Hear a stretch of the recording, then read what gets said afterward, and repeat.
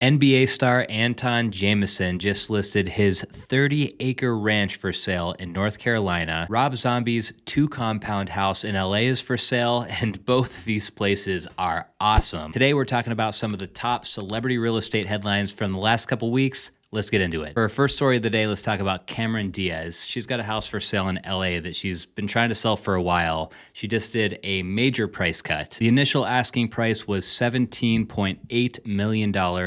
Now we're down to $16.5 million. Cameron and her husband paid $14.7 million for this place, so they still got a little bit of room in the price. That's good. They're gonna make some money as long as they get something close to this $16.5 number. Pretty sure that we looked through these photos whenever this place first hit the market, so I'm gonna go through these pretty quick, but it's a nice house, farmhouse style. It's in Beverly Hills, very private. It's sitting on like 1.7 acres, nice finishes. You could tell they hired a designer for both the finishes and the furnishings. I mean, overall, it's really nice. I don't actually fully understand why this place has been on the market for so long. I guess possibly it's just priced too high. Any of you guys who are local to the area, put it down in the comments. What do you think's wrong with this house? To me, it seems to check all the boxes, but why isn't it sold? Next up is a 2-for-1 kind of situation. Rob Zombie has got 2 next-door neighbor houses for sale in LA right now, and he wants $9 million for the pair. These homes are located in the Laurel Canyon area. Rob and his wife picked the first house up around 10 years ago, and then the other one he bought about 7 years ago. Not sure why you'd need 2 houses next door to each other, but maybe they just have a big family or something. Anyways, here's listing number 1. They're asking $5.6 million, and then here is the neighbor house. They're asking $3.4 million for this one. Going back to the first one, the 5.6 house. So it's a 3-bedroom, 3-bath, 4,100 square foot house. A lot of glass in this house. So if you're a celebrity, probably not ideal. It's not the most private house in the world. Overall, the finishes are cool. The description says that this was both remodeled and refurbished over the years. So I get the impression that this is like kind of what it originally looked like. Changing gears though, and then flipping over to photos of the neighbor's house. This is the $3.4 million one. You guys can probably already tell, same architect, very different curb appeal, but it still has that like really jagged roof line, which I think is super cool. And then inside, this one's a lot more dark, masculine, still a lot of glass and natural light, but it's definitely got a different vibe than the other one. I don't know, I guess if you're Rob Zombie and you've got a crazy net worth and you're into this exact style of architecture and you've got maybe family coming to visit a lot, probably makes sense to own your house plus the one right next door. It'll be interesting to see though if the future buyer ends up buying them one at a time or if they take them both in a bundle. Okay, we're still in LA and we're talking about another 2-home situation for our next story, except in this case, both homes are located on the same lot.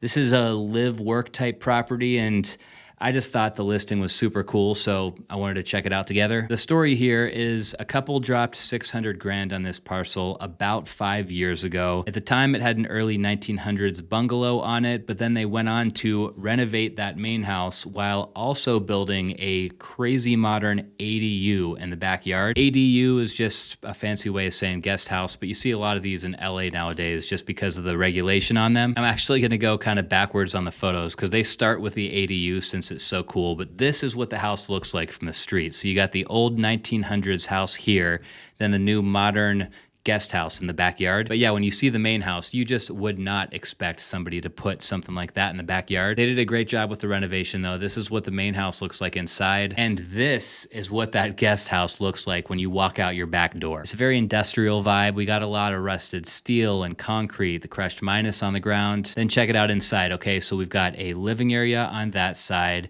When we flip the camera around, we've got a dining area and then a kitchen in the back. And if you take this spiral staircase up, you're in this lofted area where the bedrooms are. And one more shot of what it looks like from the outside. What a cool place. I bet you they could rent this thing out for like $5,000 a month and pretty much completely cover their mortgage. For our last story, let's leave California and head to North Carolina to check out that 30-acre compound that Antawn Jamison is selling. Jamison bought this lot in 2003 for $1.5 million. Then over the next couple of years, he went on to build a 12,600 square foot house on the land. It is a beast of a home, 6 bedrooms, 10 bathrooms, 12,000 square feet, and they're asking $14 million. I don't know if this is just a coincidence or not, but there's a lot of circles here, kind of like the Michael Jordan house. It's almost like he wanted a bunch of basketball shapes around this property. Obviously, we have a big court out back, full size. We've got some more round shapes going on in the swimming pool, then a basketball that's actually inlaid into the motor court area. Check this shot out. So I'm going to guess that this is your driveway. And based on this photo, I'm guessing you also get your own private lake with this house too. That's legit. All I can think about when I see all those basketball shapes on the outside is the issue that Michael Jordan had when he was trying to sell his house.